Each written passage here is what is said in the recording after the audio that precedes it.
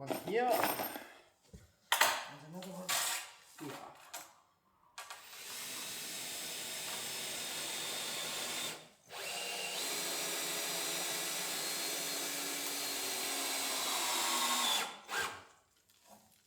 Let's go for it. Why, they're heavy, aren't they? Oh. Okay, c'est bon? Yes. Perfect. Okay, so I need the metal bits now. Yeah? To fix them. Then we put some fixings here and here, make it really strong. Really strong, yeah. It's already strong, but it needs to be more strong. More strong, okay. Looks nice. I like it.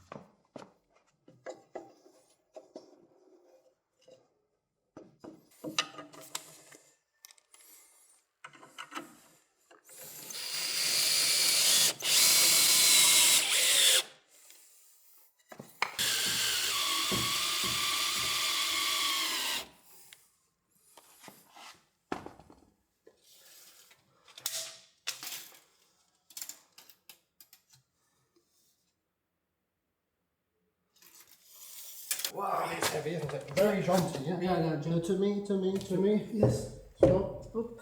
Okay. Okay. And just wait a second. Let me just do some. Yeah. Let me just check Yes, yours. little, yeah. Wait a sec. That one is good.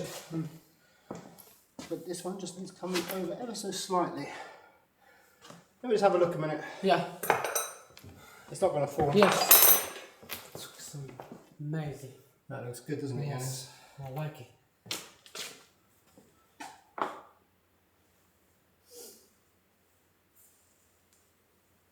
So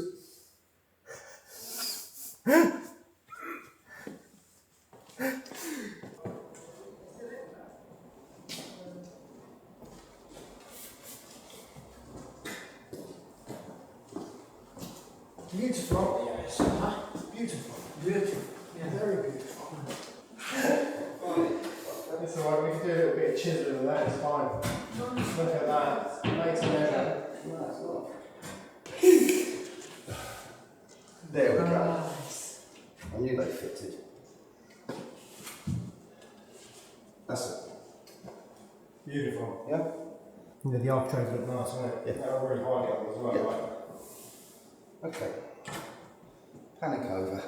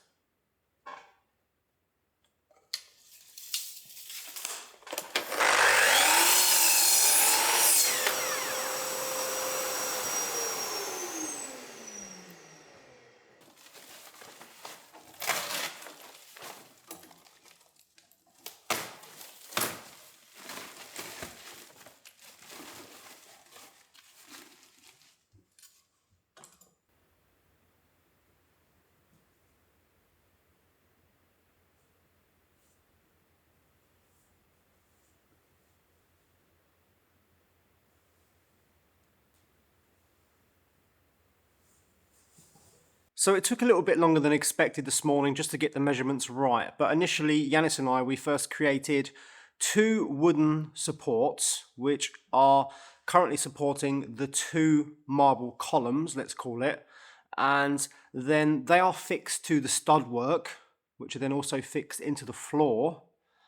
And I need to add 4 more fixings, which are going to go into the stonework, so that there's absolutely no possibility of even a little bit of wiggle room. I want them really, really strong. And then the brackets, which we put in the top and then screwed to the timber, they need filling with a plaster adhesive. And then the top bit fits on top of those. And then as the adhesive sets, it becomes really strong. And then on top of the piece we put on last, there's 2 more brackets, which fit exactly the same way.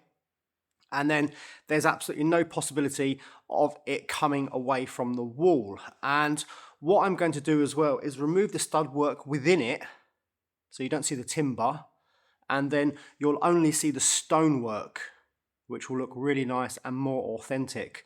And then for the hearth on the floor, we're going to use some really nice, I think I've got some bits here. These actually, I've got quite a few of these. And once they've got some sort of like sealant on them, they go the same colour as the fireplace itself. And we can do like a diamond pattern or like a staggered pattern inside. And that will look really nice. And then the parquet sort of goes underneath the first 2 bits, and then the half sort of sits within it. And I've just put a light in there for now, just to give it some sort of vibe or atmosphere. But it's going really well, and some people are going to say that's not the right way to do it. But where we live at the chateau, there is numerous fireplaces exactly the same as this, maybe not quite as old, and all they've done, they've put plaster adhesive and stuck the marble to the walls, which isn't right in my opinion. And there's one fireplace in the chateau that I've done quite a lot of repairs to, and literally inside there was a cavity where you could put your arm through, and it wasn't even attached to anything. It's like they've attached it at the floor, attached it at the top, and then just put bits around it, and it didn't really make much sense, and it looked quite dangerous. So, and I've seen it in other chateaus as well, and it's just, yeah, fireplaces can be a tricky thing. They're not easy to install, and it's a lot of vertical weight. So as long as it's fixed and tied to the wall, there's not much chance of it coming away. But with the metal pins, it's much, much better. And then on this side here, we actually don't have the pieces for that in marble. So I'm going to either use plasterboard or some wood, and we're going to do like a faux marble effect on it, the same colour as the fireplace. Because this fireplace, 18th century, was only 600 euros from our favourite antique shop in France. So it was an absolute bargain, and I've been looking at them online, and some of them are thousands and thousands of euros. So as soon as I saw this one with Ryan, I was like, I've got to have it. It's a really good price. It's an absolute bargain, and it's exactly the same size as the mirror above it. So it was like it's made for the library, even though the library is 19th century, not 18th century. So there we go. The doors arrived also today. You saw them. Paddy did an amazing job. Really, really happy with them. They're really cute small doors, and where the basement doors are going to go, they open inwards.